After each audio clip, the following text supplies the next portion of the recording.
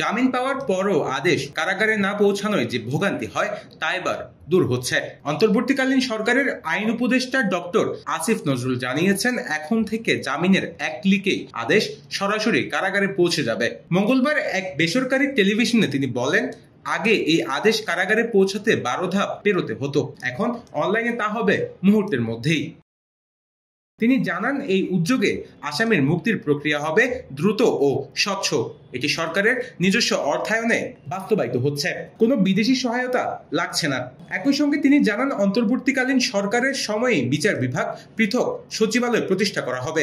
আগামী কয়েক সপ্তাহের মধ্যেই বিচার বিভাগ সচিবালয় আইন, গুম প্রতিরোধ আইন, দুদক আইন ও মানবাধিকার আইন প্রণয়ন করা হবে। ডক্টর আসিফ নজরুল বলেন, সরকারের আর্থিক সক্ষমতা বেড়েছে, প্রবাসী কল্যাণ ব্যাংক ও রেজিস্ট্রি অফিসে রয়েছে বিপুল তহবিল। নিউজ ডেস্ক, প্রতিদিনের কাগজ।